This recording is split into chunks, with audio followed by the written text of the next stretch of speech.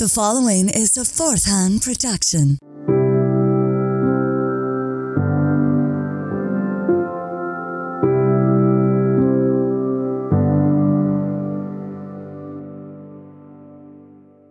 Welcome back, everybody, to good old sad times. For those of you who have not been here before, welcome for the first time. Just to let you know what the show is, my name's Kevin, and each week I bring on a guest. Myself and that guest, we kind of have a free-form discussion over about an hour. We discuss some times in their life where they had a hard time, where they were sad, anxious, upset, how they acted, how their family acted, how people around them acted, and how they dealt with that. Because we obviously all go through this shit, and the goal here is to be a little more open, all of us, on this show, so that people can listen to the show and feel maybe a little bit more or less alone. Good job, Kevin. Now I'm sad. So, and also in the studio where I am, I just keep staring at this sticker of cigarettes that say fuck on them. And that's all that's running through my head right now is fuck cigarettes. So got that going. Anyway, that's sad times. So, welcome back. And today we have a very special guest. I've known Ali for 2.5 years. Does that sound about right? Yeah. Yeah, 2.5 years. Okay. And we worked together at a couple jobs. Where are you from? From here in Chicago. Do you ever get on the wrong blue line? You know, I've gotten on the wrong red line. You've gotten on the wrong red line? Yeah. Yeah. Drunk. Yeah. Oh, I'm sober. Yeah. I got on the wrong blue line. Oh. Yeah. You're from right here in Chicago. You still live in the city? Still live in the city. Awesome. What neighborhood do you live in? Hyde Park. Oh, I love Hyde. I've only been there like once, once, and I really dug it. Nice, a lot of bookstores. A lot of bookstores, a lot of restaurants. A lot of sane presidents. The security is ridiculous around Obama's house. Like literally the street is blocked off and you have to literally cross the street in order to walk on that actual block. So it's very interesting. Wow. How long have you lived in Hyde Park? I actually just moved there this July. Oh, wow. Yeah. Right on. Yeah. Awesome. So new member there. You grew up in Chicago. You have siblings, right? I have siblings, yes. How many do you have? So total, with including myself, 5. No, 6. 6. Yes, 6. I have to think about that for a second. Yeah, that's a pretty big family. Where do you fall on that line?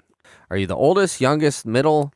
So it's a little complex. Okay. So with my parents combined, I'm the oldest. Mm-hmm. From my mother's side, I'm the second oldest. With my dad and his previous relationships, I'm the middle child. Okay, So got it's it. very complex. Oh, that is. Yeah. Here's the story. Mm-hmm. So your mom and your dad now, you said you're the second of their children together? With them together, I'm the oldest. You're the oldest, So I'm excuse the me. oldest. Okay. Were you close with both your parents growing up, or? More so my mom than my dad. Yeah. Okay.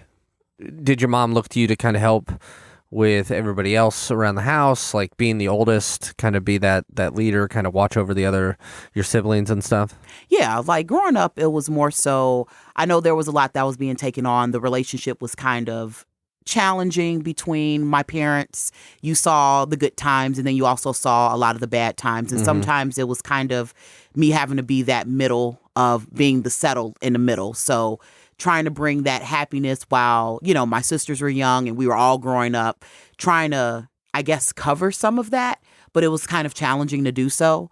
So I think that brought me and my mom closer, considering just some of the things that my dad was dealing with when he was still alive. So just more so personal issues, alcoholism, in some cases drugs, things before I was even born that my mother knew about. Wow. So it was a lot, like just to be in the middle of that and to try to balance it all while growing up and being a child, but also being exposed to those types of things very young and to different types of arguments and fights. It was pretty challenging. But I think with my mom being that oldest child and trying to kind of having to grow up in some instances brought us closer together. And just kind of helped with that relationship. Me and my dad kind of had a lot of challenges growing up, even as a child, as a teenager, and in some cases as an adult. So, man, that's a lot right there. So you said that you kind of played the middle person, like, and you were trying to make everybody happy. Is that kind of what you were saying? Like, yeah, I felt like the only way to kind of make things alleviated per se was to try to make light of things, try to make, laughter out of things, kind of joke from time to time. I wasn't really, which most people know now, that I have like this really big personality, but actually when I was growing up, I didn't have that. No, you weren't. Yeah. You weren't loud and threatening to take your wig off? Not threatening to take my wig off, flipping with people. No, none of that. Oh, man, because that's scary as shit, man. Yeah, it's very scary. Yeah, stop. Just put it back where it was. I'm trying. Okay. I'm adjusting. All right, thank you. So, and you said that your mom knew about stuff with you. How long were they together before you were born? So my parents, from my understanding, were together about maybe 3 years. Before you were born? Yeah, because my dad was originally from Selma. So my mom was born Selma, in Alabama. Selma, Alabama. How did they meet? So my dad, basically he moved to Chicago a few years back. Basically he had two sisters that had moved up here prior to him. They wanted a brother to come up here just to have like that male figure. So my dad ended up moving to Chicago, and he met one of his sisters had a boyfriend, which was my Uncle T. We used to call him. He passed a few years back before my dad did. And he was actually out riding with my Uncle T, and they were out, and my mom had like this, I forgot the name of the car, but it was like a really old school green car. Gremlin? I mean, kidding. Right. I'm like Gremlin, maybe. Yeah. But it was this really old school, really cool car, and my mom was driving it, and my dad was driving with my Uncle T, and he saw my mom, and basically from what my mom said, like he started screaming at her at the window. What was he screaming at her? Just screaming, trying to get her attention, like, hey, I don't know, you know how that 70s lingo go, like, oh, you look smooth and sexy and all that stuff. It was just a bunch of stuff that I think is disgusting. Like, I don't even want to think about it. Well, then we won't go down. I was going to Right. ask how your mom responded, but Yeah. did she just rip tire and get out of there? She tried to, but then my dad actually told my uncle to like speed up. So he kept up with my mom in order to talk to her. And so he ended up like getting her attention, getting her phone number. They ended up pulling over, getting the phone number. And then from there they started dating. It's because that gremlin could not go very fast that we're sitting here today. Exactly. It was just kind of treading. And at that time, was your dad, that you know of, struggling with the alcohol and drugs at that time? I would imagine so. My dad was a very outgoing person. He liked to go out. He liked to party. And a lot of those times, alcohol was involved. And, some minor drugs and things like that. The only thing that I remember just from conversation was Happy Sticks. Sticks. Yeah, which I believe was a mix of marijuana and laced with either cocaine or something of that nature. So I know those conversations had happened, and those were a little bit challenging because when I was born and younger, I heard some of those stories. I've seen kind of the dynamic with that. Like my dad, for example, would come in the house sometimes really, really like stuttering, slurring his words, clearly not knowing that he's in the house or like not knowing where he was. Okay, yeah. And just kind of like crumbling on the floor, or he just stumbles into bed. And so I was exposed to that really young. And so my mom tried her best to really like protect myself from that and my sisters. But it's sometimes a challenge, especially when you have other people that see it, they're around it. You can tell as a child, like most kids can see, you can tell when your parents are happy, and you can tell when there's something wrong, right? So those were very really apparent. Yeah, very apparent. We look to our parents, right? I mean, obviously that's who we watch 95% of our life. Exactly. The first couple of years, we're just staring at our parents, and that's why we have the same mannerisms. That's why we do all this stuff, So it must be jarring to see that type of thing. And you had said that you guys weren't really close at all? Not really. No. Do you think this had to do with it, what you saw, or was it just a number of different factors? I think it was more so a number of different factors. I think my dad, there was a lot of root things with that. I know my dad never met his father. So his father passed when he was still in the womb. So my grandmother was like 3 months pregnant with my dad. He was the youngest. Jesus. Yeah. So I think not having maybe necessarily the right role models around. I think having his own root issues that he had to deal with as an individual played a part in that. My dad had 2 kids prior, and of course, both of those relationships were failed relationships. And, at one point I'd even admitted like, hey, I was just having fun, at those times. And I think with my mom, he tried to settle down and kind of find that balance, but still had like those root demons that he had to deal with. You said you were close with your mom. How did you communicate with your dad? Communication was very limited. It was pretty much when things needed to get done in the house. He was obviously still like the male figure. He was the dad. My mom. Disciplinarian? Exactly. Yeah. Tried to keep that relationship just to keep the family together. So interactions was really, do as I say, not as I do. It was really more so like we had some of those intimate moments where I would play with my dad, but they were very limited. A lot of those times, unfortunately, it was either he was drunk or he would come in the house, really wasn't, very active, or when he was active, it wasn't a positive father figure active. It was more so you could tell he'd been drinking. You can smell it. You can see it, how he communicates, slurring his words. So what would you feel when you saw that? What were the things you would think? I would think confusion. I would think sadness. I would think at one point sometimes like, is it us that's causing this problem? Why do you feel the need to come in or to interact with your kids in that type of way?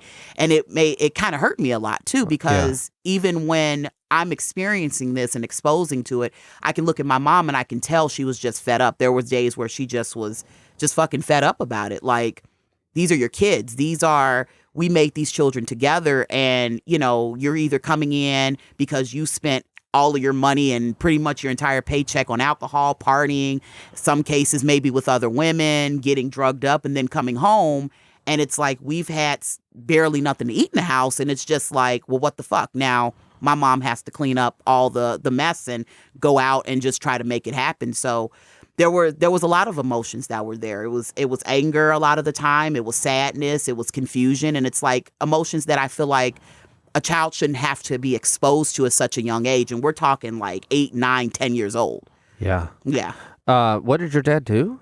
So my dad growing up, he was a welder. And so he used to weld. He worked in a factory here in Chicago. Mm-hmm. And on the west side of Chicago. It was an old factory. It's been shut down for like 30 years. And so he welded for a living. And then after a while, when he lost that job, he did more like some custodial work for a long time after that. And then essentially down the road started working for a school. Okay. So you had said that your dad was from Selma, mm-hmm. and he came up to Chicago. And then your parents, did they reach a breaking point?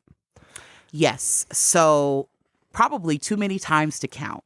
So I definitely saw a lot of dynamic with just the arguing and the fighting. And, it went from verbal fighting to physical abuse. And there were so many different times where my mom would kick my dad out the house. He would leave. There was signs of infidelity. And then he would end up, she caught my dad at one point, like in our basement when I was younger, with infidelity. And so this happened for a very long time, where there was just the constant back and forth to the point where it was just like, you need to leave. And then I think, and this is just my thought process and talking to my mom now as an adult, her mindset was more so, I have to keep my family together. Like, I don't want to be the statistic of a single mom with 3 kids, and I have to be out here trying to do it by myself. And I don't want my kids to feel like they only have half of a family. And I think obviously she did love my dad. Like, she loved my dad deeply. There were some good times where my dad, was sober and would help with the house, or, would take her out, or just really make it as a family unit. And I think that love is just what made her decide each one of those times to get back together. Even more so when we were a little bit older, mm-hmm. we lived in a shelter on the west side of Chicago. And in order for him to move in, they had to get legally married. And so in November of 98, I'm sorry, they ended up getting legally married because she always wanted that just family bond. My mom went through a lot in her personal life as well, just dealing with her family, losing her parents very young, her mom at 9, her dad at 18. So my mom already had a lot of separation, didn't really have a great relationship with her family. And so she kind of just separated herself from that and wanted to keep that bond for us.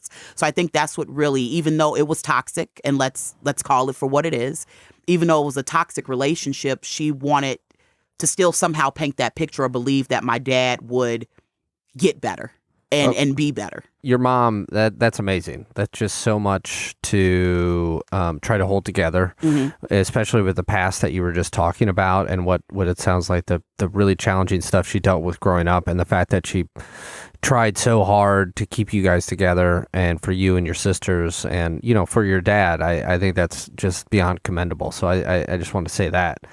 But at some point he left, right? Yeah. And where did he go? So in 2006, so I had dated a guy really young. I was 17 when I moved out of the house officially. 17, okay. I was 17. I thought I was grown. Uh-huh. Yeah. So that was 2004, but 2006. So I came back to Chicago from Florida in 2006, and that was the same year that my dad actually left and went back to Alabama. So my mom just had it. There was a big fight. One of my sisters got involved, had to literally got into a physical altercation with my dad because my parents were getting into another physical fight. The story was told to me that he was going to take the phone and throw it at my mom. They got into an altercation. He threw the phone at my mom. My other sister got really angry about it, and she actually physically started fighting my dad. And it got to a point with my mom where she's just like, I can't do this anymore. I've been doing this for almost 20 years and I can't do this anymore. And so it got to that point where the drinking still was an issue. The communication was still an issue. My dad wasn't being that spouse or that husband that she needed him to be. And in 2006, cut it quits. My dad decided to just say fuck it, and he ended up packing his stuff and he moved back to Alabama in my grandmother's home. Did they get a divorce? So they never got divorced. And they didn't get divorced. He just moved. He just moved. Never got divorced. Never got Did legal they still separation. talk? No. They barely talked.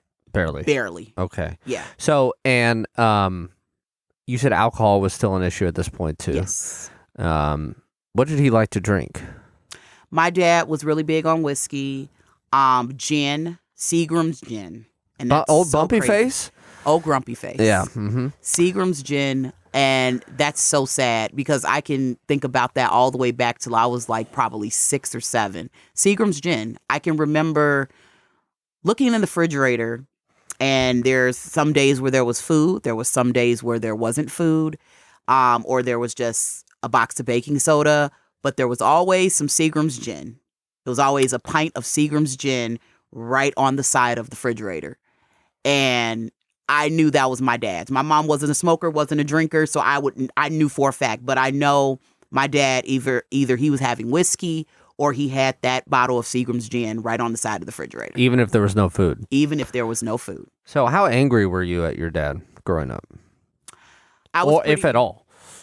I was pretty angry, pretty resentful. It had gotten to a point at one time. My frustration had gotten so huge that when we were living in the shelter, in a transitional shelter on the west side of Chicago, I was 11 or 12 at the time. My dad, my mom let him move back in. And I was up to my wit's end with it. I just was at my boiling point. I'm like, as a kid, I'm like, I don't give a fuck if this is my dad. I don't care if he's the adult figure. This bullshit keeps happening and you keep letting him in. And so at that point, I snapped. He came home with this cake and it was around my birthday, so it was around February. And he came home with this cake. And of course, my mom's like, your dad's back, and he comes in with this cake. And I was so pissed off as a 11, 12-year-old. I literally just looked at him, and I literally picked up. Now, this is a nice size cake. So I'm showing you, it was a pretty nice size. Let's see, that's about 2.5 feet maybe? Yeah, it was a big cake. Yeah. I literally grabbed it and I threw it on the floor. Whoa. Yeah. Because to me, it was just you're just trying to sweeten things over when there's clearly an issue. And instead of trying to fix the issue or be a better person, you want to sweeten the deal. And you guys want to come together as my parents and say, oh, it's going to be okay. And we're going to come back together. And I literally did not give a fuck at that point. I threw that cake. And you were 11 or 12? Sorry. I didn't mean for you to clarify, but you were around that age. Yeah, right? around that age. Yeah. Yeah. So, yeah. And I literally just walked out the house. And after that, and went to my friend's house around the corner. I didn't even want to have anything to do with my dad at the moment. My mom tried to stop me, and my dad tried to say something, but I literally ignored him.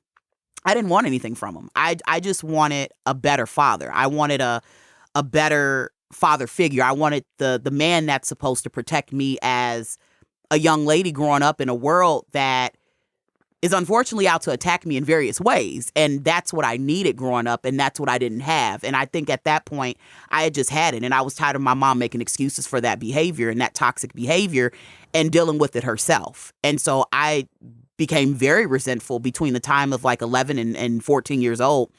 It was not a great relationship. Me and my dad got into a physical fight. He tried to discipline me with the belt for something. I don't even really remember, but the next thing I know, he tried to hit me and I punched him in the face. What happened when you punched him? We got into a physical altercation. Okay. We started fighting. My mom literally had to come in between us. I literally punched him in the face, and I just had it. I was very resentful. I was tired of what we went through as kids, and especially as girls, right? I didn't want to grow up quick. I didn't want to have to deal with a lot of responsibility at a young age. I just wanted to be a kid. It was already hard enough living, in an underprivileged neighborhood. You're dealing with a lot of challenges there growing up as a child. You're trying to find your identity. And then to have this be on top of it, it's one thing to go out in the world and deal with that, but then you have to come home and you have to deal with that. And then you have your mother making the excuses. Now, as an adult, I understand, but I still feel like that, again, it was a toxic situation. But I was just fed up. And when we got into that physical fight, I had just had it with him. Me and my father did not speak for probably 2 weeks after that. We were just walking the house. In the same house? In the same house. And you said you were 14 at that time? At the time that happened, I was 12. So I was 12 at that time. Yeah. So do you think that obviously all of this anger, frustration, resentment led to you leaving at 17 and feeling that you felt as you said, you felt you were grown up? I felt that I was grown up, and I felt like that the guy that I was dealing with at the time painted this picture of, oh, you're mature, I'll take care of you. You don't have to deal with this type of stuff. You don't have to deal with the struggles that your mother's going through. You don't have to deal with the poverty situation. He's like a knight. Somewhat, exactly. Yeah. Taking me to Florida, somewhere that I've never been, somewhere fun and exotic in Miami, stuff that I'd never been exposed to. And so in my mind, oh, that's great. I'm getting away from these problems. I'm getting away from it. I don't have to deal with it. This is my escape out. So some people try to find escapes. For some people, that's drugs. For some people, that's alcohol. For some people, that's moving away. For me, it was moving away with somebody that I thought back in the day was going to be that person, or, oh, this is the guy I'm going to marry and we're going to have babies and relationship. And that totally twisted. But that was my thought process at the time. And you felt saved? I felt saved. And how long was it before, if ever, that you were able to forgive your dad? That's a great question. Thank you. So that's why I have a show. Indeed. What really made me forgive my dad, not really necessarily that time. It was around the time that I was probably around 23. And I think I was in a better place. I was with my now current husband. At the time, we had been married for like 3-4 years at the time. We had our own struggles, but it was at a better place at that time. And I think what it was for me was I couldn't continue to deal with having this battle of, I got to save my dad. I got to tell him what he's doing is wrong. I have to tell him what he needs to do. I felt like at that point in my life that I was married.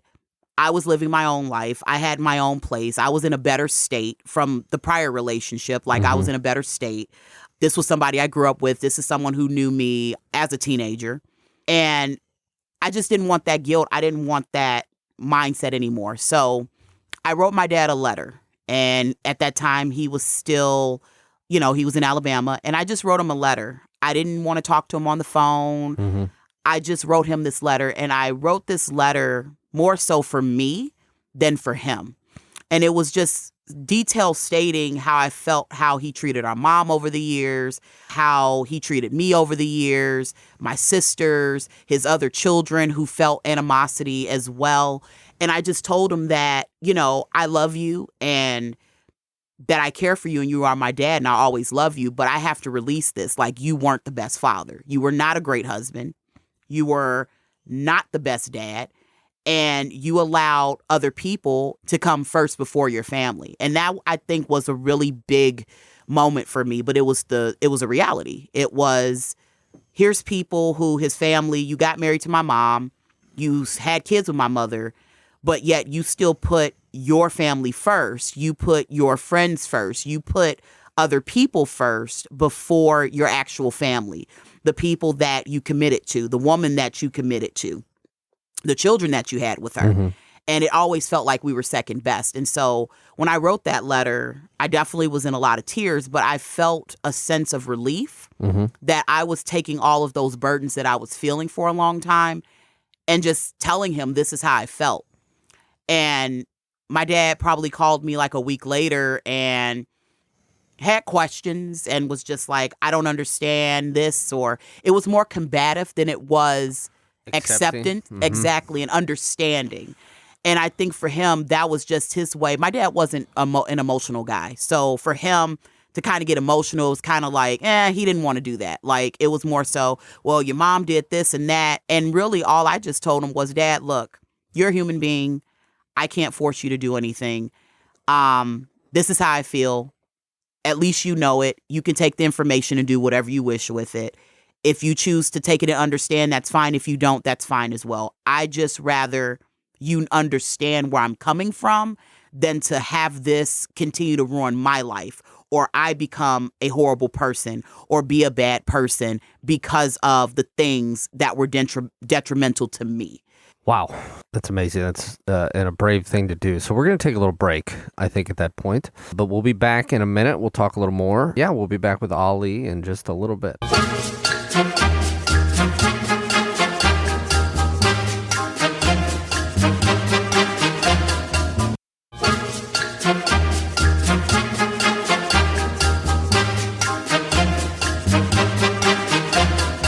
Welcome back in to Sad Times. Just a reminder, we're here with Ali. Hi, Ali. Hi, Kevin. How was your break? My break was wonderful. Good. So when we last left off with you, you were 23. You'd put together kind of all your thoughts and feelings about your dad, and you said a couple of interesting things that I wanted to call out. You said, I can't, basically, and I'm paraphrasing, but I didn't want to become a bad person or an angry person. And, kind of you got it out and you were crying when you wrote the letter. It sounded like a really good release. And then the fact that when your dad called you about a week later, you said he was combative, and then you seemed to handle it very well, saying, look, this is the information that I have. This is what I've given you. Do with it what you will. So it's like, in my hearing of that, it's like you got all that out, and then you were able to not react necessarily by throwing a cake on the ground or whatever, or being angry. You were just like able to say, "This is what I feel," and that's it. And that's I don't care who you are or where you are in life. That's damn near next to impossible to do. So good for you for being honest with your dad. So you're 23 at the time you wrote the letter. Yes. I'm going to fast forward a little bit. You had mentioned early on in the episode that you lost your dad. How old were you when you lost your dad? He just passed this year in July 17th. Okay. How'd you lose him? June 22nd. I was actually in Arizona and I was transitioning jobs at that time, but it was the last week that I was at my prior employer. And my dad got sick. It was the week after Father's Day. June 22nd, fast forwarding to that Saturday, he was diagnosed with stage 4 lung cancer. Like, did you guys know of anything like he was sick or anything like that? No one knew. The only indication something was wrong was when we saw him, we video chatted him, my sisters and I, on Father's Day, and his face was swollen. And my sister noticed it, and I thought my dad was probably just tired from work or whatever. And we were chatting him and talking to him. We had sent him a nice gift. And we noticed that his face was really swollen. His eyes were puffy. And he just kind of was coughing. And so my sister's like, yeah, your face looks really, really fat. And so a couple days after that, my dad had breathing issues, and he started having some breathing issues, and he couldn't breathe a lot, and he was stating he may need to go to the doctor. And so essentially that Thursday, my dad drove himself to the local hospital clinic at Selma. And they did like emergency x-ray. He said he couldn't breathe, and they found a mass on his right lung. At first they said not to worry too much about it, but at the same time they needed to get more testing. Selma, if you guys out there know, is a very small town in Alabama. There's a lot of history there, but it's a very small town. And they had to fly my dad from Selma to Birmingham because that's where all like the larger hospitals were. So that Saturday, that Friday was my last day. While I'm sitting there, people are like sad to see me go. I'm sitting there in the back of my mind like, you guys have no fucking clue what's happening to me or it's happened this week. That Saturday, we got a call at 7 a.m. and I was at my house in Arizona, and basically, they had confirmed that the mass on his right lung was stage 4 lung cancer. He basically didn't want to talk. My aunt told us the information, his sister, but we got in contact with our dad after a while, and he didn't want to speak. And he was just like, he put his niece on the phone that was there at the time, and they told us, and he signed a paper saying that he didn't want any surgery. He didn't want chemo. He just wanted to deal with it. This was 6 days after you talked to him on Father's Day. And at 6 days after that, he found out he had stage 4 lung cancer, and he had decided that he did not want to medically fight it. Nope. He didn't want to. My dad never believed in surgery. He didn't want to go through any hard chemo. So they gave him the paperwork when he actually got admitted on that Thursday. And it basically was just stating like, hey, do you give us permission if we do find something wrong? Do you give us permission to do surgery, immediate surgery? He did sign a paper saying that if he was to pass out or anything like that, to give resuscitation. But as far as like any type of surgery or any chemo, he actually signed and declined. And you said, sorry, his sister or your niece told you that? His sister called us and told us, but the details came from our cousin. What was your reaction? I cried on the floor. I think over the years, my dad and I, again, weren't super close, but when we talked, it was human to human. I saw my dad as a human being, and forgiving him of his father wrongdoings and just seeing him as a man and as a person, even through his demons. I just cried. I just cried. Like, all there was on the phone was crying. And my mom, of course, not crying because she has to be the strong one. She was in so much fucking disbelief. The only thing that I could do was like I started getting anxiety, and all I'm thinking is I'm by myself. I'm in Arizona. I just left a job. I don't have an apartment back in Chicago because I gave up an apartment in Chicago. I have to go home. I don't have a place to stay.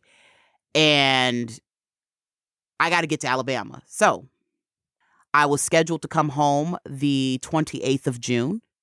Mm-hmm. And I moved my flight up to that following Monday. Mm-hmm. I packed the shit that I brought with me, and I ended my Airbnb down there earlier. I came home that Monday, filled out like tons of applications for an apartment. At that time, too, mind you, me and my husband had been separated for 2 years. And so we separated. And then over the time of that year, this year we were talking about getting back together. Mm-hmm. So we had just got back together. I called him and was like, hey, my dad has stage 4 lung cancer. I don't know what else to do. And he's just like, what the fuck? Are you serious?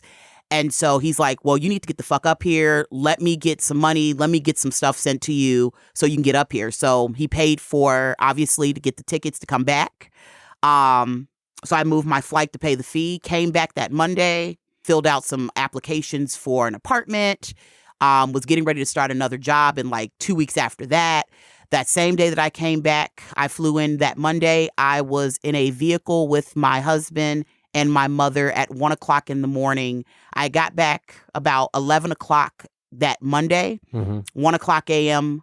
that Monday/Tuesday. Mm-hmm. I was in a car driving 10 hours to Alabama. Down to Selma. Yep. And this is now 1 a.m., so 9 days after the video call. The reason I keep bringing up the timeline is I'm just gobsmacked by how fast this all happened. Yeah.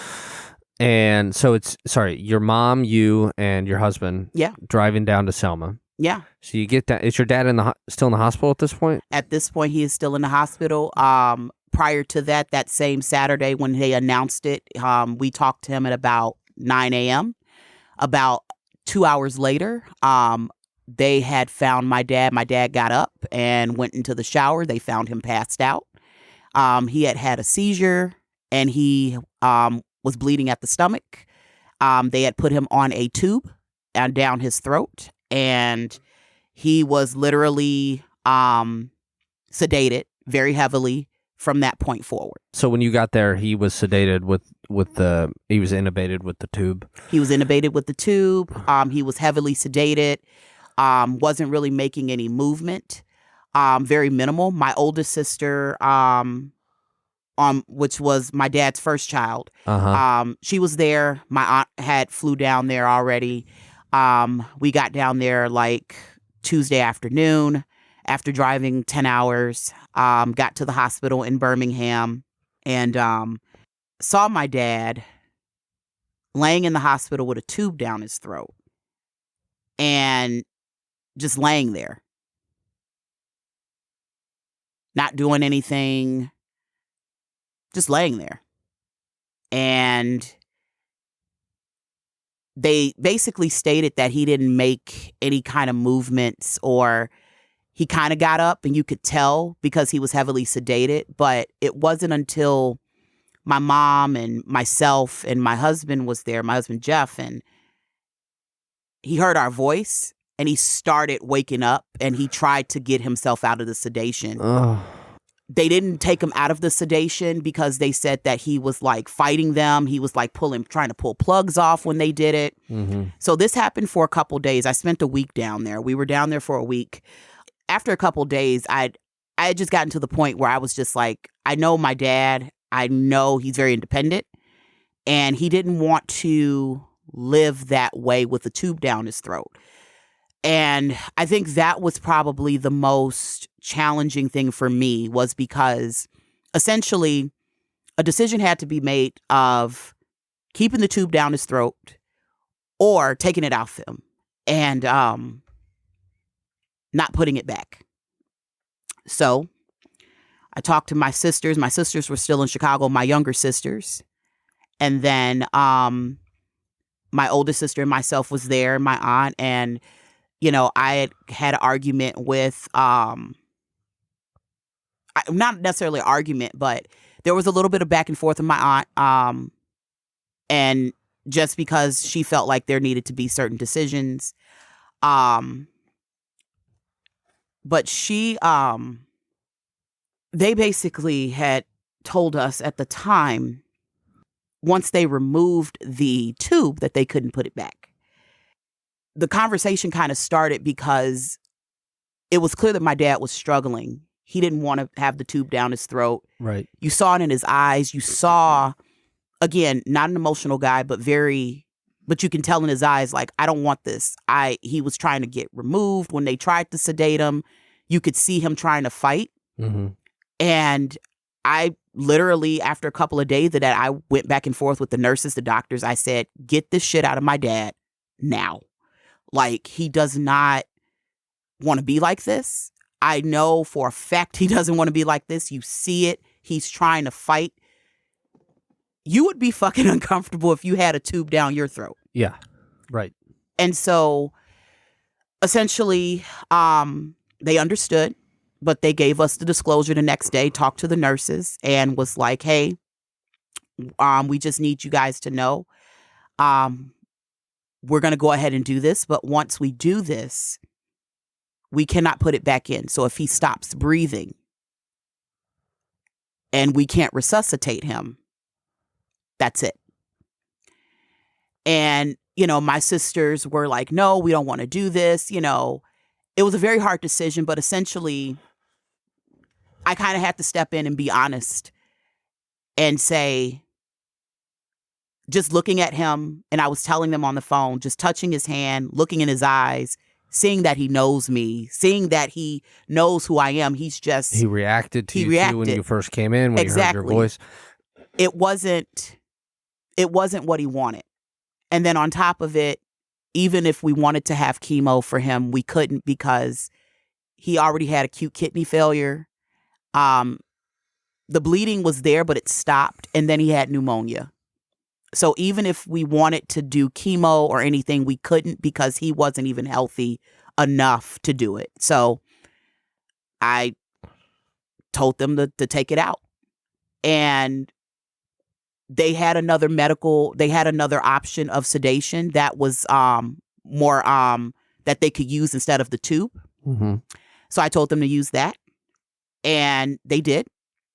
And it was probably the most relief that I felt because when they took it off and they put him on the other sedation, and when we walked in the room, he couldn't speak. He tried to talk, but because he had the tube in,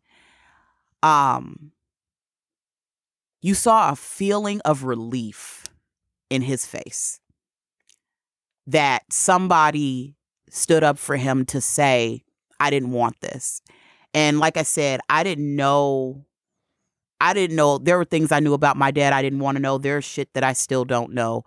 But I knew at that moment that I did the right thing. And I knew at that moment that the right decision was made. My mom was very at peace with me doing that and being that leader and just saying this was the right thing to do. How many more days were you down there after that was removed? So I was down there about another three days until like the weekend. Was he able to talk after a little while? After a little while, he was able to talk, and I was able to like feed him. So we were we were feeding him essentially like a little bit of food here and there, and then a lot of water and like some ice chips and things of that nature. Then popsicles. So I remember feeding my dad a popsicle, and then he started talking. We were like, you like the popsicle? Yeah, popsicle. Yeah. And he's like, I want some more popsicle. And so we kept feeding him popsicle, and he had a little bit of food. And then my mom, for the remainder of the week, instead of her staying at the hotel, she spent the night and stayed in the hospital with my dad. He was then from ICU transitioned to home hospice.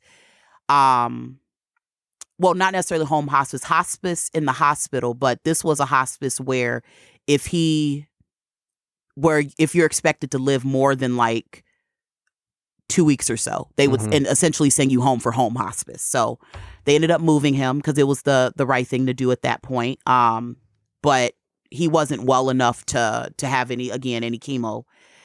So we essentially had him moved to that hospice care, palliative care is what they call it. And palliative care. Palliative I've never care. heard that phrase. Yeah, it was a different type of like hospice care. And so they moved him there.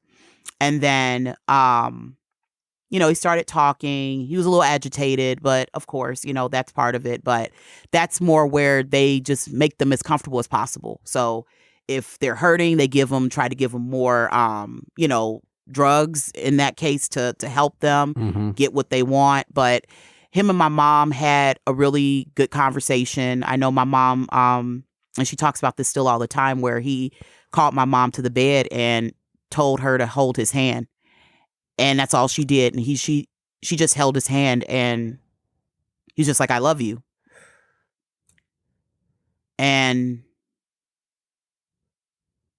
it was just that spoken bond between them. And we weren't in the room. My husband and I weren't in the room. But my mom talks about that. Like, she knew even with all the stuff that they had went through, they found some type of peace over the years to talk from time to time. She knew my dad loved her and that she was the love of his life. And that was his way of telling her goodbye. And when we left that day, it was one of the hardest things to do. But what was even more painful was just watching my sisters go down there. The week after, my sister Nellie and her husband went down there. And what just broke my heart the last 3.5 weeks was my baby sister, who was pregnant and had to endure that and had to watch my dad get strong some days, speak some days, laugh some days, but just watch him in that hospital bed knowing that she's pregnant and his grandsons may not be able to see him. So it definitely was, it was a very hard time. But I felt peace knowing that he wanted to at least live as much as he can free and without tubes. He knew he had cancer. He knew he was going to die, and he was okay with that. He had made peace with that, but he didn't want to live it under the conditions of a hospital. You said you lost him on July 17th, I believe you said? Yes.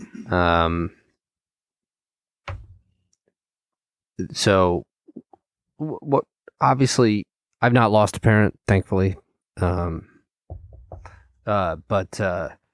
what were your thoughts? Just kind of, that's an insufficient question. Like, obviously there's grief and there's pain, I'm sure. Did you feel a pull from him leaving you? Like, what were you, maybe summarize a little bit what you were going through. So, my dad passed away at 2:20 a.m. on July 17th of this year. And I had fell asleep. I'd seen him the day before on video chat. He had lost like 40 to 50 pounds. And he was struggling to keep his head up. Essentially, the day prior, the 16th, he was actually released from the hospital and was sent home. The doctor said they were surprised he was still alive. But I think it was the fact that he had left the hospital that in some weird way that I think brought him some type of peace. He ended up at my sister's home. They brought all the supplies and everything and dropped him and brought him there. But he was fragile, looked like a typical cancer patient. 40 or 50 pounds. Yeah, over the course of a week. We didn't see the weight loss until a week and a half prior to his death. And so I had fell asleep that night. I just was mentally out of it. My husband was just a really incredible support at that time, and just being there and just even conversating with my dad and before he passed, and him and my husband and my dad had a conversation. talking about just life and just talking about, you know, just enjoying one more drink. Yeah. Yeah, just one more drink. And when he died, I had woke up, but something told me something happened. Mm-hmm. I had woke up about maybe 30 minutes afterwards, and I noticed that my mom had called like 4 times. And I didn't even want to finish looking at the phone. I didn't even want to call her. But then I saw that my baby sister sent me a text message via Facebook Messenger. And I just opened it up, and it just 2 words, Dad passed. And all I could think about was, what the fuck? Fuck cancer. I just couldn't. I didn't know what to do. I didn't know what to say. I just turned around. I tugged at Jeff. Jeff was sleeping. I said, Jeff, he's gone. And we just got up and cried. My husband's not a crier at all. He cried that day. And it was just telling the family. I immediately was like, nope. At this time, I had started my new job. We had gotten an apartment, and I just was like, I just want to sit here. And all I did for half of the morning was talk to my sisters. We cried together, talked for from 4 o'clock in the morning. The first 2 hours just sat there with Jeff crying. About 4 o'clock, we got on the call, got on a messenger video chat, and just was talking and crying. Sent a Facebook message to everybody because there was so much support that day from just so many different people.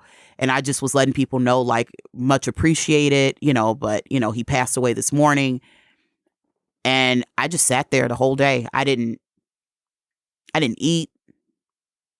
I didn't want to go back to sleep. I didn't want to do anything for a minute. For a moment in time, I thought about suicide.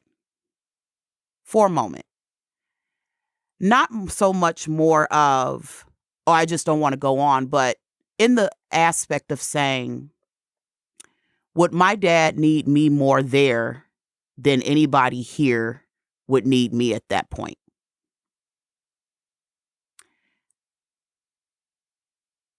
Just with root issues that he didn't resolve or problems that he may have not been able to get the right help with, it made me wonder, should I just go over there? And that's what my thought was that day. And for a few days afterwards. And I didn't really tell anybody that or share that with anybody. I just I didn't even share it with my husband. Didn't share it with Jeff at all. I just kind of sat there and thought wow, this really happened. Maybe there's some peace there that I need to go see with him over there. Maybe it's more needed because now he's transitioned over, and I know everybody's faith is different, but I do believe that there's an afterlife, and I'm like, maybe he needs me more there for healing. And at that moment, I was just like, it was just too much. I had lost a lot of people this year. My best friend of almost 20 years, her mother died from cancer earlier this year in January. That was one funeral. Coworker of ours, Kevin, that passed away Right. the day that the 28th. Yeah, I was supposed to come back. Passed away the day after our former coworker, and it was a lot. And then a lot of people were just passing around me in circles. And even after my dad's passing, like my uncle passed, a former colleague committed suicide in September. September as well. And so much has just happened. But that day, for a moment in time, I just said to myself, maybe I need to go over there. But I think what really stopped me or put me together after thinking about this for time and for a few weeks was the only thing that I could really think of was my mother. Because I realize the bond that we have, but I also know, and I asked myself, and I painted this picture, and I said, Ali, picture yourself in a casket.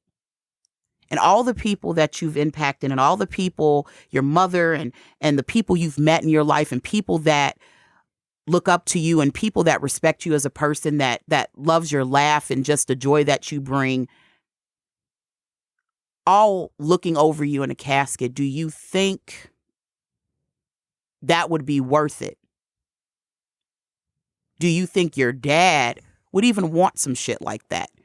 All the people that you've met and all the people that have came into your life. And this is me talking to myself literally and saying, picture yourself in a casket and everybody that you know and people you're close to standing over your casket. Do you really think that's the right decision? And I snapped out of it. And I was like, because I know my dad, and my dad would look at me like, in his country accent, what the hell wrong with you, girl? So, and that's literally him.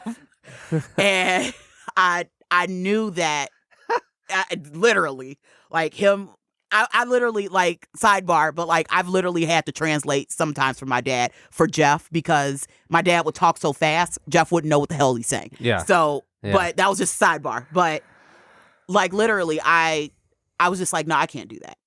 And I never shared that. And it was just a moment where I was just like really unsure, unconfident. Am I still needed here? Did my dad finish everything he needed to do? He didn't deal with some of the challenges or the battles he had, but he lived his life. And that's how I looked at it. He lived his life and he lived it on his own terms as a human being, as a man. And yes, he wasn't the best father, but he loved me. And as adults and as we grew up, you know, he would say that a lot more. He would tell us he loved us. And not only that, but talk about how beautiful his children are. When we, at his funeral, we met so many people. Like literally there was a section for class of 79. All these people he grew up with. Oh, really? Yeah. Like there was a section in the church that was for his classmates that he graduated high school with. And all these people, he talked about you guys all the time, how beautiful you are, how you grew up to be wonderful women. He wasn't with your dad. You know, your dad wasn't with your mom, but he talked about his wife all the time and how much he still loved her. And never met some of these people a day in our lives, and we're just like, who are all these people? But it was a celebration. Of all the negative, I mean, that's a really good thing to hear, and I think that's just. Can you just say that one more time in his voice? Tell what would he say to you if you were to? What's wrong with you, girl? Good. Good. Yeah, that's down at girl. Good. Not here. So, well, first of all, the fact that you were so honest about that, because that's not something I've heard from people who've dealt with this kind of loss, but it's very, your honesty about it, I'm sure that people have had those thoughts, and I'm super happy that you did not go through with that. It's never the answer. But thank you for sharing that. That's not an easy thing to share. And thank you for taking all this time to tell us about you and your dad and kind of the road that you guys went on, and with this so fresh, excuse me, in your life, for sharing your story with us. It's been an amazing story. I've been sitting here. Usually I'm like, better say something funny, but I've just been sitting. That's what my brain sounds like. Yeah. But I've just been sitting back and just kind of listening, kind of in awe of your candor, and I appreciate you coming on very much. Of course. With that, Ali, thank you. You were brought on here by our sponsor, the cigarette Fuck. The Fuck cigarettes, ladies and gentlemen. Wow. Yeah. Oddly enough, their spokesperson looks just like Joe Camel. Is that okay, with that, with that, everybody pull out, light up a fuck. And thanks so much for listening to Sad Times. Ali, thank you again for coming on and sharing your amazing story. You're an incredible person, and my best to your family. Thank you. And we'll see you, listen to you, talk to you next time on Sad Times. And thanks as always for listening, everybody. You can find us on Facebook at facebook.com/sadtimeskc. You can email us at sadtimeskc at gmail.com. And one of these days I'll promote the show. So it'll be great. Thanks, Ollie. Of course. Thanks, Kevin. All right. Bye, everybody.